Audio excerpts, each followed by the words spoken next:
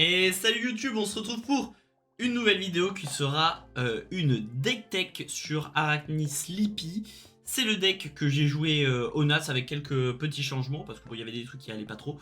Et voilà, je voulais vous le présenter parce que je trouve que le deck se met plutôt pas trop mal dans la méta et que je trouve assez intéressant quand même à jouer et je pense que je vais continuer à jouer pas mal de temps.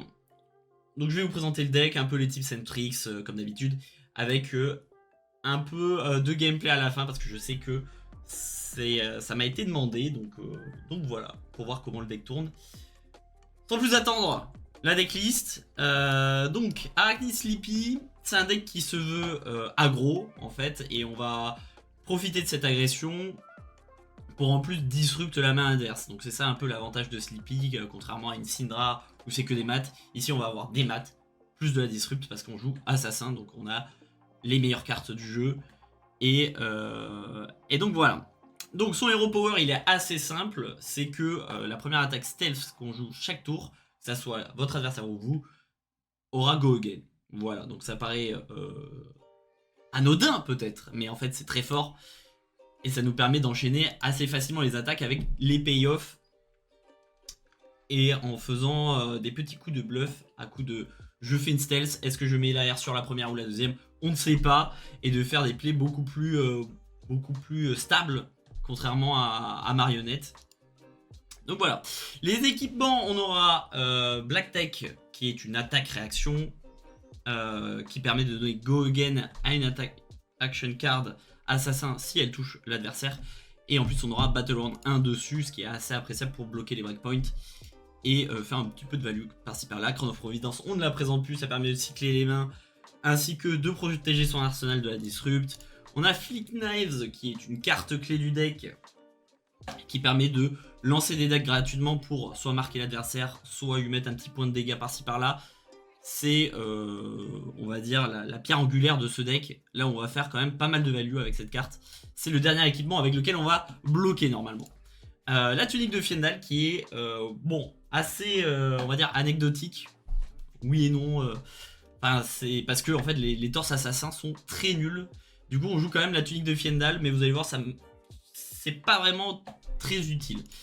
Et on joue Hunter's Clave parce qu'il permet de marquer avec bien sûr les Flick Knives. Et c'est le deck qui tape à 1 piercing, go again. Donc quand on a un peu de pitch et qu'on veut extend, on aura ça qui va permettre d'enable certaines cartes qu'on a dans le deck. Donc dans ma liste, le main deck, on a Art of Desire Body qui est donc stealth qui aura go again. Si elle touche le héros, elle bannit la top card. Si c'est une carte rouge, vous allez draw une carte et gagner un point de vie. Donc ça c'est très fort contre tous les decks aggro. Tous les decks ont des rouges, maintenant que tout est besté et ban, forcément on la rentre. Et quand, vu que la carte stealth ça go again, on va pouvoir profiter des cartes qu'on pioche si l'adversaire nous laisse piocher et en plus gagner un point de vie, c'est cadeau. Donc très bonne carte dans Sleepy. J'ai mis Bands of Attraction, c'est une des modifications que j'ai faites à la suite de ces Nats. Bands of Attraction, c'est une 0-3-3, c'est la plupart, c'est les ratios de value pour les cartes assassins stealth qu'on joue. Quand elle touche, on bannit la top card du deck adverse et on bannit une carte du graveyard. S'ils sont de la même couleur, on va gagner un point de vie. Donc ça peut être, on va dire 4 de value dans la plupart des decks. Mais contre certains match-ups, ça va être même une carte assez stratégique. Par exemple, contre Syndra, on va pouvoir bannir une dague. Contre Gravy, on va pouvoir ban un allié pour empêcher de le jouer. Et contre Verdance, ça peut empêcher les décompos adverses. Bon, c'est assez polyvalent, donc j'aime beaucoup la carte. Je l'ai rajouté à la place de Spike with Bloodrot, qui était vraiment une brique dans le deck. Donc voilà, pour l'anecdote suite à ces Nats. Command and Conquer, parce que forcément, quand on joue Assassin, l'adversaire il va avoir tendance à jouer des DR. Et Command and Conquer vient un peu contrer cette stratégie adverse de jouer des DR face à Assassin. Et en plus, c'est une disrupt, une des meilleures cartes du jeu, bien sûr, on ne la présente plus non plus. C'est une des cartes qui va souvent prendre notre pitch tunique. On va pitcher une rouge et le pitch tunique pour jouer Command and Conquer. parce que tout simplement on pourra pas le prendre sur Codex of Frailty, car on va faire très peu d'attaques de dague, voire jamais certaines games. Et du coup on n'aura jamais de pitch flottant pour sortir un CNC du Graveyard avec Codex of Frailty. Donc c'est vraiment ça une des cibles du pitch unique. On a Double Trouble, c'est une carte, vu qu'on a pas mal d'air dans le deck, avec nos équipements, avec nos cartes qui sont dans le deck, elle fait 5 de value, elle bannit les 2 cartes du top deck si on touche.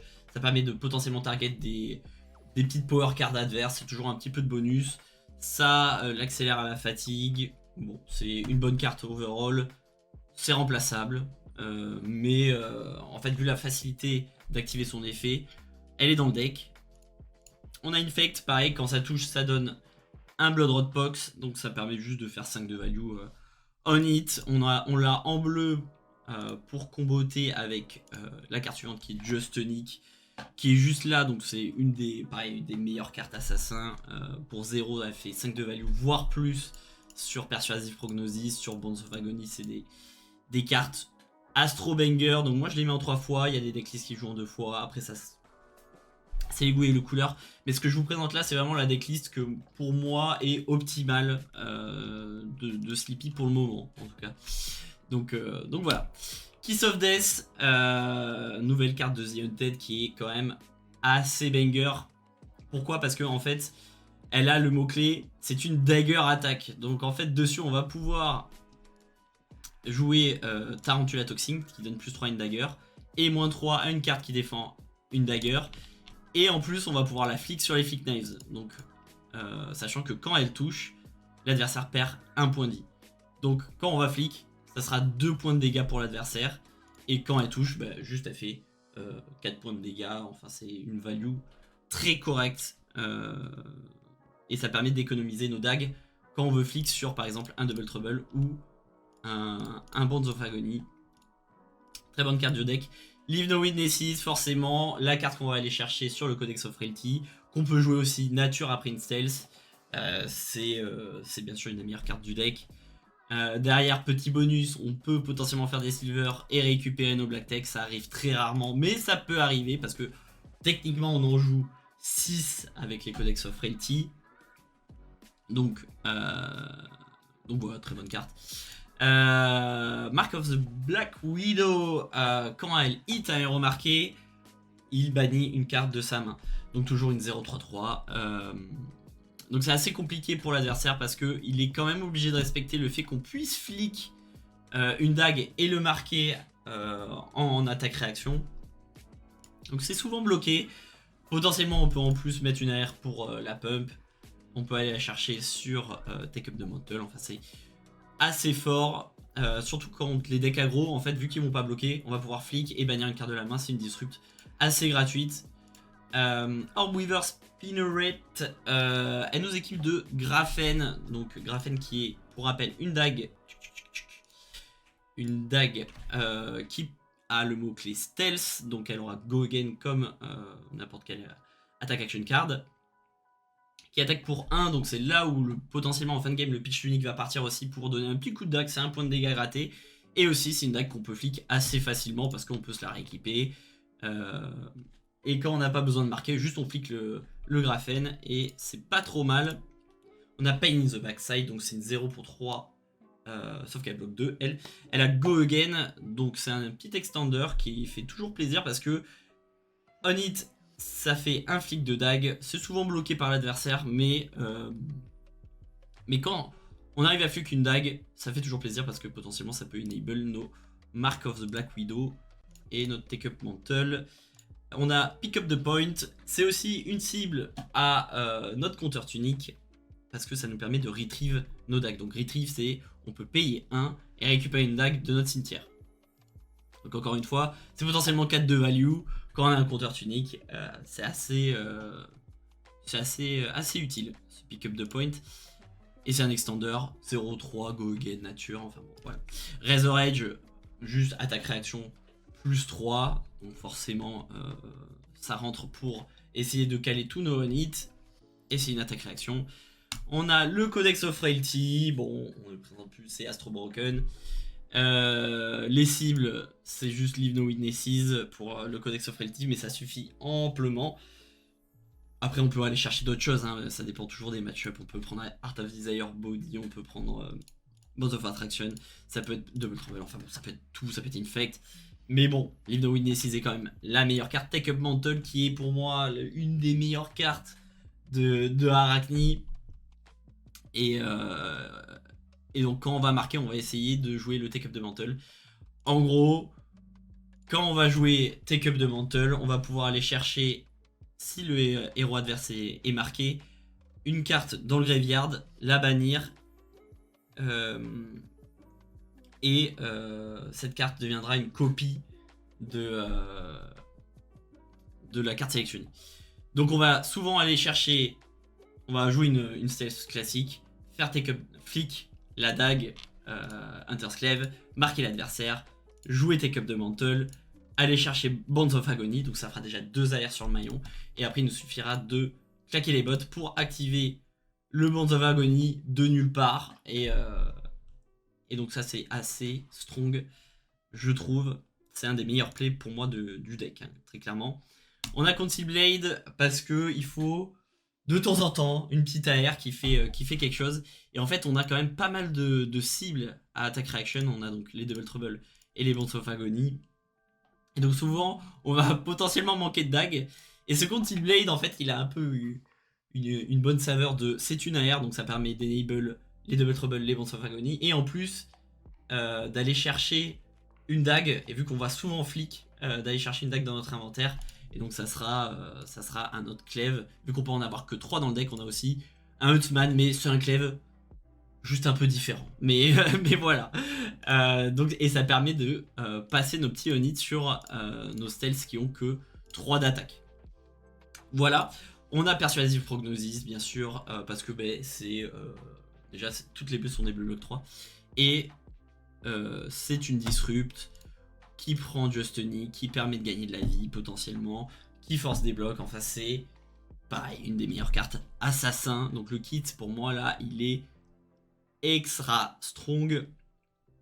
Et en side on a donc Blanche pour Prism, juste ça permet de popper, et quand on a la tempo potentiellement on joue, et c'est un breakpoint qui quand même en fait bien chier Prism. C'est juste pour ça que la carte est connue en vrai. On a Shelter from the Storm qui sert contre les Syndra et tout ce qui est à dominer, donc contre Azalea, contre Victor potentiellement, enfin, contre pas mal de gardiens, contre les Warriors. Voilà. Une carte assez polyvalente. On a Tarantula Toxine. Moi je l'ai pas mis main deck parce que la méta il y a très peu de héros qui bloquent. Et donc en fait sur la plupart des stealths, en fait ça sera juste un shred entre guillemets, donc ça sera 3 de value. Et potentiellement on préfère autre chose dans certains match-up. Donc je le mets pas partout, mais c'est une très bonne carte comme je disais sur Kiss of Death. Énorme, ça fera 6 de value quoi. On a Undercover Acquisition qui est une carte qui est assez forte contre... qui va voler un item, donc c'est fort contre Dashio, c'est fort contre Kano, c'est fort contre Boltin. Enfin tous les persos qui jouent des items, ça peut être c'est fort contre Victor, c'est fort contre Gravy Bones, on va lui voler ses gold, pareil pour Victor. La carte est très polyvalente, c'est une stealth 0-3-3, voilà, enfin elle n'a pas de défaut, je l'aime beaucoup. Mask of Perdition, c'est un peu tricky, mais en gros c'est joué contre tous les agros, parce que ça permet non seulement de bloquer 1, et en plus sur les Art of Desire Body de bannir 2 cartes, et donc potentiellement de piocher 2 cartes, surtout contre Syndra, et de gagner 2 points de vie. Enfin c'est assez énorme. Et en plus ça permet d'activer plus facilement les Double Trouble, les Bonds of Agony. Là où dans les match-up aggro on n'aura pas le temps de retrieve des dagues avec des Council Blade et tout, de faire peu de value sur nos cartes. Donc très bonne carte dans ces match-up.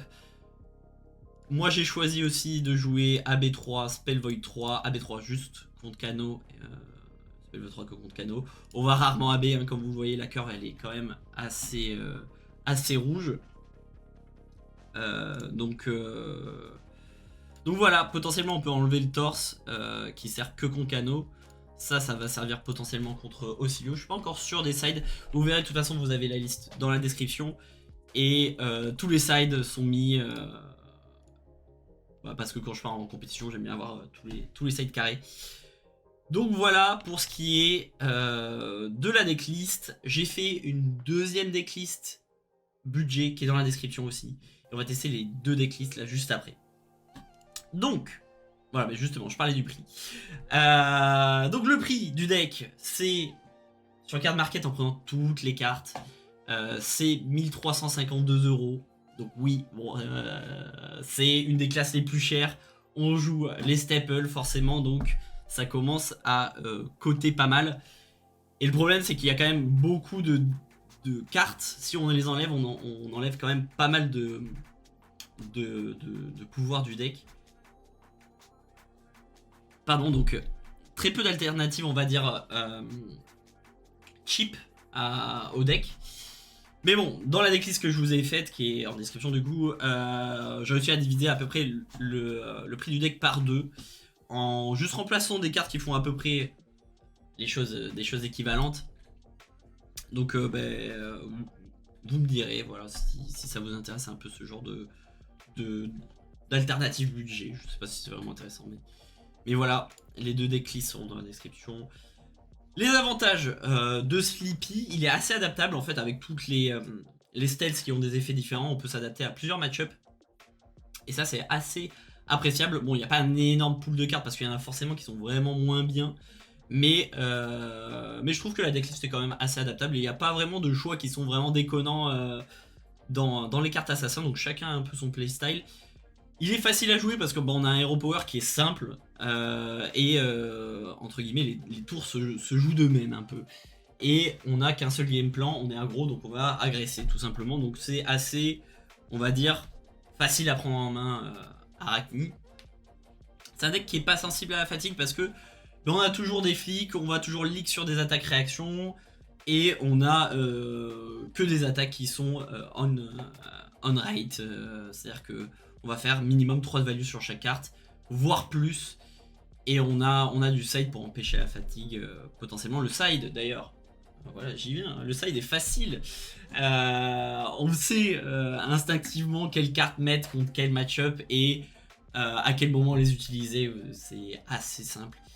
On a cette petite possibilité de bluff avec Assassin qui est assez intéressante. Donc on a un séquençage un peu tricky à trouver et c'est ça qui est assez appréciable aussi. On n'a pas de match-up ingagnable, je trouve, contrairement à, je sais pas, Verdance Victor, Gravy Verdance, enfin il y a des match-up ultra polarisés. Il n'y a pas de ça avec Sleepy, donc moi je trouve ça assez appréciable. Et le deck est ultra stable, c'est-à-dire qu'on va balancer à minima 2 attaques qui ont des Onit, 3-3. Et après, voire plus, en fait, il y a un ceiling qui est assez haut au niveau de certains combos. Mais voilà, pour les avantages du deck. Les désavantages, c'est qu'il coûte cher, hein, et pas vraiment skill rewarding. En fait, vous pouvez être le meilleur joueur du monde, vous n'allez pas gagner un truc ingagnable, quoi. C'est vraiment le deck, il fait ce qu'il fait et basta, quoi. Il n'y a pas de plan de jeu alternatif, il n'y a pas de vrai pitch stack entre guillemets, donc c'est pas fou de skill rewarding, quoi. Les match-up, donc bon, je me suis basé sur mon ressenti et sur les stats Talichar, donc c'est à prendre avec des pincettes bien sûr, mais ça donne une idée de comment se place le deck dans la méta. On a des match-up favorables qui sont Kano et Gravy. Bien sûr, c'est à prendre avec des pincettes. Kano, vous allez potentiellement perdre autour d'eux, mais bon, c'est comme ça. Mais voilà, on est sur 60% win rate. On est fort contre Assassin, contre Ranger, parce qu'on va disrupt forcément l'arsenal. Tous les Onits vont passer parce que ça bloque mal. En fait, contre tous les decks qui bloquent mal, souvent on va avoir un avantage. Donc c'est le cas de Syndra, c'est le cas de Dashio aussi, parce qu'on va pouvoir faire la pleine value de nos cartes en hitant assez facilement les adversaires.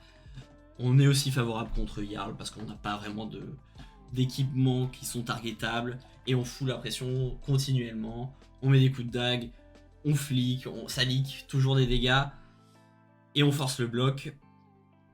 Contre les Warriors, c'est du 50-50 parce que les Warriors ils bloquent bien, ils ont des decks qui font full bloc 3, ils font des bons tours avec 2 cartes, donc même si on leur met de la disrupt 1 ou 2 cartes, potentiellement en fait ils peuvent quand même faire un tour très correct derrière.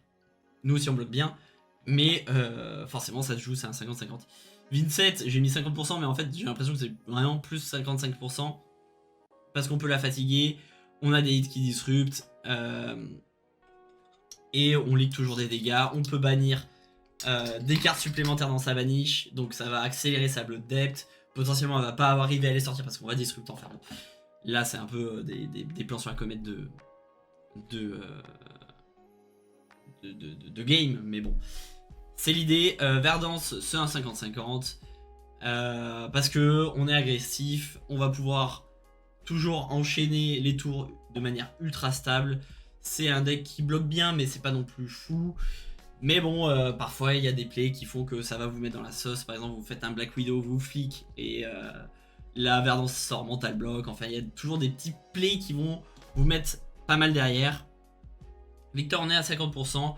Pareil, on arrive quand même à disrupt, mais suivant comment vont se passer les clashs, comment ça va se gérer au niveau de la tempo, si vous vous faites enchaîner ou pas, ça peut être avantageux pour Victor, et sinon ça peut être à votre avantage tout simplement parce que vous êtes quand même assez agressif. Prisme, c'est un 50-50, pareil, ça dépend de quand vont arriver les poppers, ça dépend du toss. Il y a pas mal de match-up d'ailleurs qui dépendent du toss, hein. Vraiment, vous regarderez par curiosité les stats Talichar, mais parfois on fait 40% en go first, 60% de win rate en go second, enfin c'est des choses un peu comme ça. Marionnette, on est un peu unfavored parce que en fait il va profiter de notre Hero Power sur certaines cartes et ça c'est un peu énervant. Et il a quand même des meilleures cartes sur les decks, des meilleurs on hit. Je pense à Sever Bloodshed, je pense à Scar-Tissue, enfin il va profiter plus des marques et avoir des cartes un peu plus efficaces sur les marques. Et ensuite, on va dire les pires match-ups, c'est Riptide et bien sûr Florian, parce que ça va bien bloquer et derrière ça va faire des tours efficaces à 2-3 cartes, et ça, c'est pas trop appréciable du côté de Arachni. Voilà pour les match-up. Maintenant les petits, on va dire les petits tips and tricks de gameplay.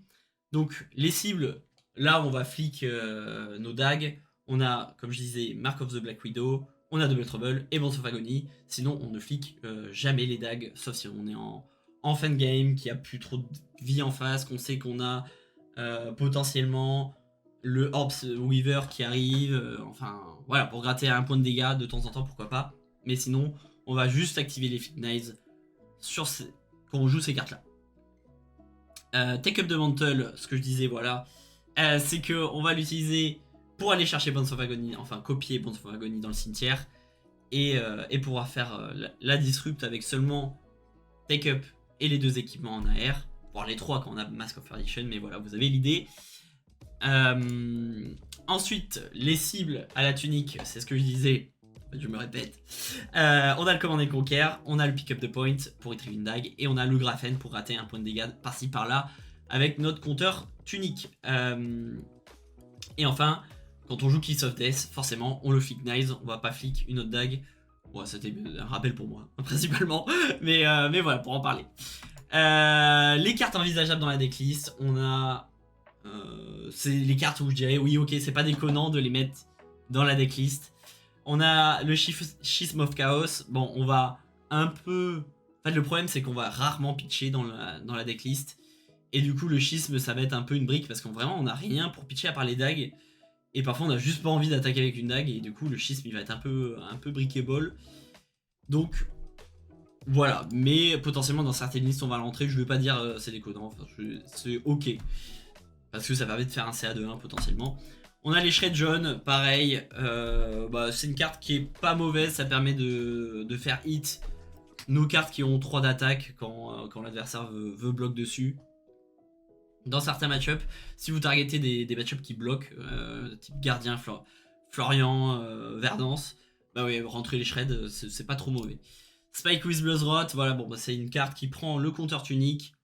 Si vous avez envie d'être bien agressif, bah, parce que forcément, bon, c'est pas hyper intéressant le compteur tunique dans le deck là tel qu'il est, mais pour moi, c'est malheureusement ce que je trouve le plus efficace. On a Spike with Bloodrot, qui peut prendre ce compteur tunique, et c'est une AR en plus qui fait 5 de value, donc plus 3, plus la Pox si ça touche. On a le Régicide qu'on peut mettre en x1 pour le beau jeu, parce que c'est vrai que dans la méta il y a quand même pas mal de draconiques ou pas mal de héros qui jouent la Crown of Dominion, pardon. Et du coup forcément on peut scam une petite game sur Régicide. On a les Snapdragon Scaler, c'est pas déconnant non plus parce que ça permet de donner go again de manière inconditionnelle, là où Black Tech ça sera que on hit. Voilà. Double Trouble bleu, c'est pas trop mauvais non plus parce que Infect en gros ça fait 3 de value si ça touche. Mais souvent, si on veut vraiment faire la value de Infect, on va juste le jouer avec Just Nick. Et si on joue Just Nick, autant jouer Double Trouble bleu sur notre slot bleu. Voilà, bon, c'est jouable. Moi, je préfère Infect, mais bon. Les goûts et les couleurs. Savior Bloodshed, c'est une carte qui est très bonne. On va dire, le floor, c'est plus 4 sur une attaque de dague. Le problème, c'est que c'est sur une attaque de dague. Donc certes, ça marche sur Kiss of Death. Mais sinon, ça force une attaque de dague. Et encore une fois, on pitch pas beaucoup dans le deck, vu que tout coûte 0. Donc souvent, bah, ça va être une brique. Mais bon, ça bloque 3, donc on pourrait se dire, bon, on le met dans le deck, on le bloque avec si on n'a pas de quoi faire une petite attaque de dague sur le tour. Et si l'adversaire est marqué, on va draw une carte. Donc bon, sur un flic, pareil. Mais je trouve qu'on a quand même plus... On a d'autres cibles au Flick Knights. Death Touch en x1 sur certaines listes, je trouve pas ça déconnant non plus parce que pareil, c'est une cible au compteur tunique. Si on a un codex et qu'on a ça dans le graveyard, bah, ça nous permet d'avoir une cible en plus au compteur tunique. Donc c'est pas trop mauvais. Et c'est un popper contre prisme, donc pourquoi pas. Infiltrate, vu qu'on a Go Again sur Sleepy, s'il y a bien un héros qui peut jouer Infiltrate, ça sera Sleepy. Je trouve que la carte elle a quand même un haut sailing, mais potentiellement le floor c'est juste 3 Go Again. Je suis pas fan, je trouve qu'il y a mieux. Mais après c'est les goûts et les couleurs, franchement je trouve pas ça déconnant. Enfin toutes c'est vraiment des cartes envisageables.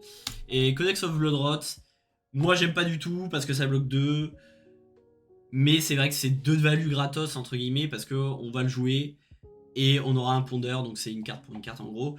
Et on va mettre un pox à l'adversaire, donc contre prisme en plus ça peut popper un ange en fin de tour. Enfin c'est assez cool. Contre les match-ups qui bloquent pas mal, ben, on va pouvoir gratter 2 points de dégâts par-ci par-là avec les Codex of Bloodrot. J'aime pas trop, mais c'est les cartes envisageables. Voilà pour la présentation du deck. Maintenant, on va faire une petite game sur... Bon, désolé pour le cut, j'étais pas log et en plus j'étais mal cadré, donc j'ai refait une game, j'ai relancé une game sur Talishar. Et donc j'ai gagné contre le Reinhardt tout à l'heure, mais voilà, donc on attend une prochaine game. J'avais pas de side, mais en vrai c'était pas trop mal avec Tarantula Toxin, ça fait sa pleine value.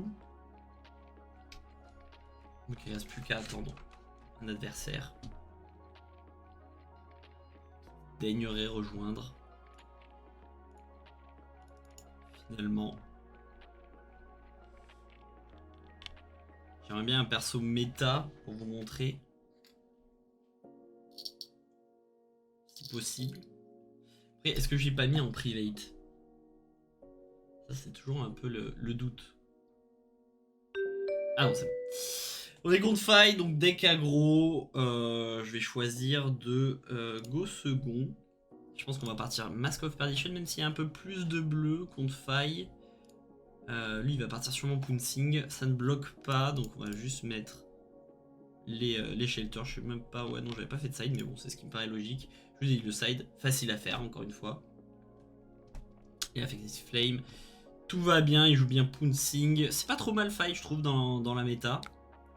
Je sais pas ce que vous en pensez, mais moi j'aime bien. Enfin, j'aime bien. J'aime pas forcément, mais c'est pas mal dans la méta, je trouve. Ok, Codex of Reality qui va servir à rien. Ça va être étonnant ce que je vais faire, mais je vais bloquer avec.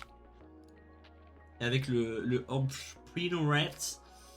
Même si c'est un extender, je suis pas fan. Il va y avoir comme ça dès le début. On va essayer de garder notre Bounce of Attraction pour bannir la Phoenix Flame. Hein. Toujours la petite carte utile. Tiens, c'est marrant ça.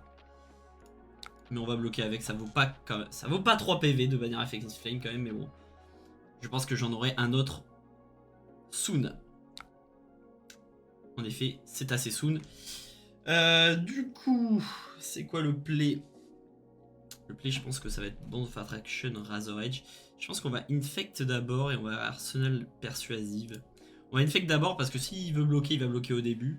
Pour éviter de ça. Et on va faire le deuxième vrai on-hit derrière. Celui qui nous arrange bien. Je préfère virer sa Phoenix Flame que lui virer 2 PV avec une Pox. Ok. C'est bien bloqué. On va passer. Et on va Arsenal le Persuasif parce que c'est le plus facile à sortir de l'Arsenal. Et on a Justonic qui arrive. Donc ça, c'est pas trop mal. Ça se met plutôt bien.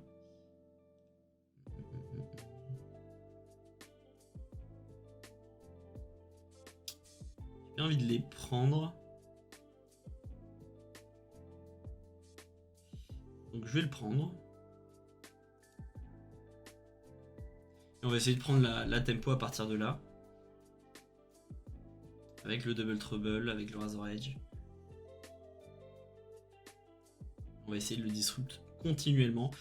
Toujours garder à l'arsenal, c'est jamais mauvais. Puis 3 points de dégâts, là il n'y a aucune surprise. Enfin, il n'y a rien qui me demande vraiment de bloc, il n'y a pas de on-hit, il n'y a rien. Donc, les 3 points de dégâts, on les prend. Et derrière, potentiellement, on va même gagner de la vie avec ce persuasive. Avec Justonic, le combo dévastateur. Hop là, on fait both.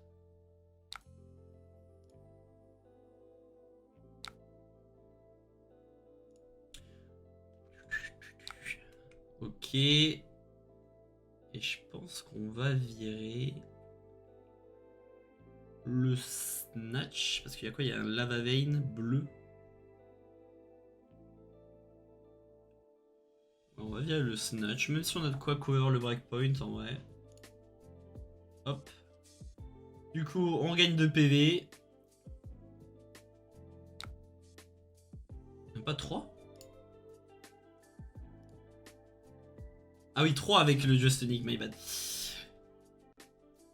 Donc retour à la case départ finalement. On a disrupté une carte de la main.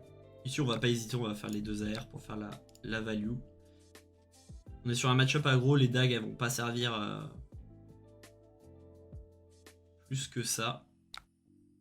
C'est vrai qu'on n'a pas vu nos bandes of Agony, mais ça me suffit.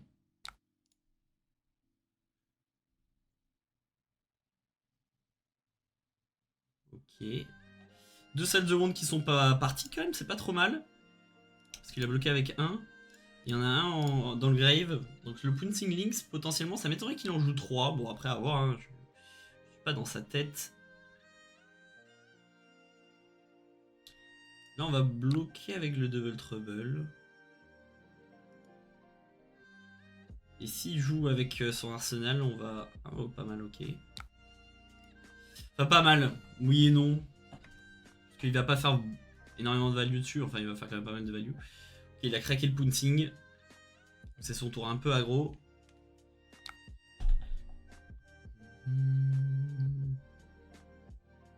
Il a pas momentum. J'ai bien envie de garder Razor Edge et juste persuasive. Et faire leave. On va tanker ce tour là. En fait ce qui est pratique avec Arachnix c'est que c'est un aggro qui bloque très bien quand même. Il n'aura pas d'arsenal. Pas vraiment d'intérêt à... Voilà, on va juste cover comme ça.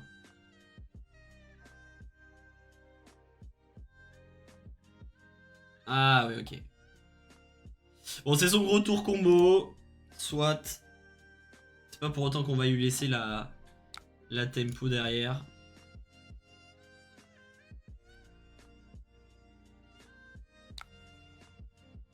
Ok. Parce que je pense qu'il est prêt à mettre le bloc.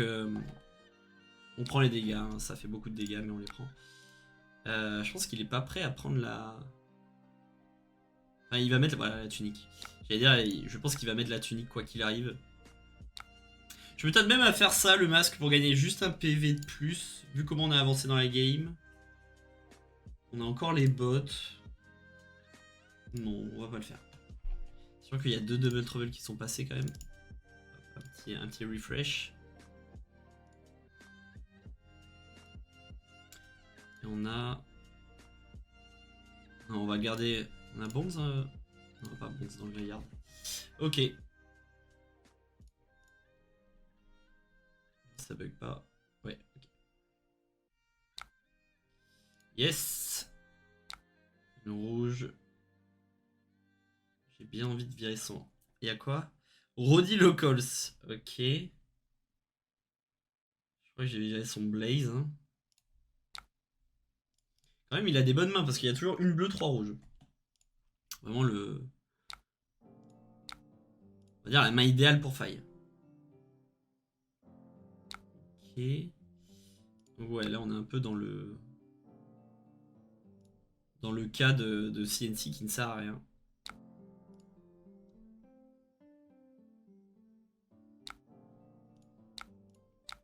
Hop. Bloc avec.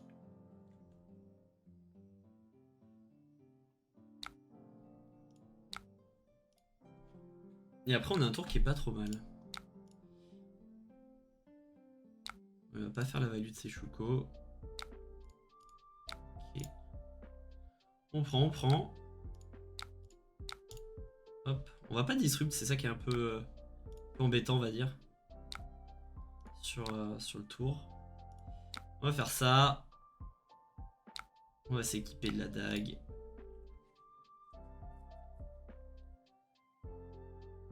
Je vais garder mon Mask of Perdition parce qu'il n'y a aucun Art of Desire Body qui est passé encore. Donc je vais faire flic celui-là. On va lui se résoudre. Et on va faire ça. Donc voilà, ça permet de s'équiper de la dague et derrière juste on l'utilise comme ça. Porte, on bannit son deck. Hop, ok, 2 bleus. On va passer.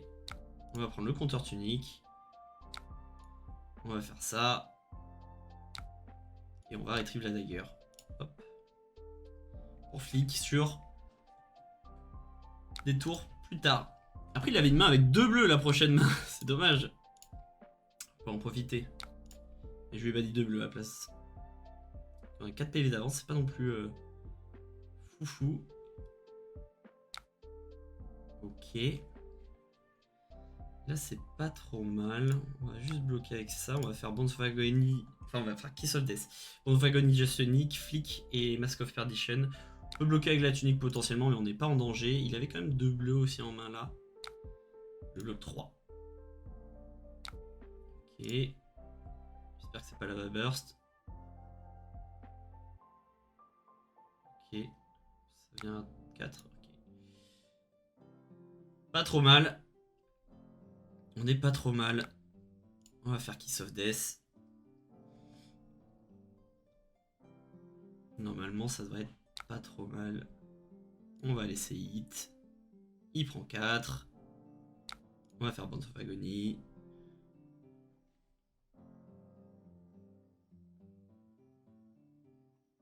Et après, en plus, on peut le finir avec des petits coups de dague par-ci par-là. C'est pas trop mal. Juste une attaque, un flic, et on leak comme ça jusqu'à le tuer. Et donc, Bonds of Attraction qui est encore un bon ajout ici. Contrairement à Spike que j'avais au Nats. Pas de regret sur cette carte. Mais bon. Hop, tac, tac. On fait ça. Et c'est GG. Donc voilà. Pour ce qui est de comment tourne le deck, en fait je vais pas faire un gameplay sur la version budget. Vous me dites, ouais non. Bref, non je vais pas le faire, c'est à peu près le même gameplay, mais c'est un peu différent, je vais vous la montrer vite fait. La version budget. Ok, c'est bon. Du coup, on joue pas les CNC, on joue ces dagues-là qui font exactement la même chose que les clèves. En fait, ils marquent on it. On joue les snaps parce qu'on a en fait les plunders de port qui permettent de créer des silvers et ramener Redback Trout. Et du coup, là où on a des problèmes avec la tunique de coordonnées au niveau des spikes with Bloodrot, ici, on a les spikes parce qu'on peut réduire quand on veut le coût de 1 et refaire un peu plus de silver avec les No Witnesses ou Plunders de Port qui sont aussi des cibles à codex. Donc on aura plus souvent le Redback Shroud pour profiter de Spike with Bloodrot. C'est un peu plus la philosophie du deck. Sinon après c'est les mêmes cartes, je vous ai dit, il n'y a pas beaucoup de cartes qui sont remplaçables. On joue Mask of Perdition main deck. C'est tout aussi bien que Crown of Providence parce que ça peut activer une AR sur Double Trouble et Bonds of Agony. Et après, sinon le side, c'est Sing Below à la place de Shelter. Tout aussi bien, on a Fate Forcing juste pour être un peu mieux contre les gardiens slash Azalea. On a 3 poppers contre Prism. Parce que, en fait, j'ai enlevé les clèves. Parce que les clèves... En fait, vous pouvez enlever Fate Forcing, mettre un autre clève en plus dans l'inventaire, vu qu'on a quand même 3 Conceal Blade. Mais les Conceal Blade, ils vont rarement hit. Vraiment 3 fois, mais bon ça peut arriver donc voilà. Mais si je voulais optimiser le prix, c'était ça qu'il fallait faire. Donc voilà pour la decklist budget, vous pouvez la tester tout aussi bien. En fait je pense que c'est 85% du power level de l'autre deck. Mais bon, on divise le prix par deux en gros. Donc voilà, j'espère que cette vidéo vous aura plu. Et n'hésitez pas à laisser un petit pouce bleu, voilà, hein, toujours ça fait plaisir. Et voilà, me dire si vous avez des remarques en commentaire, c'est toujours un plaisir de lire vos commentaires. Ciao!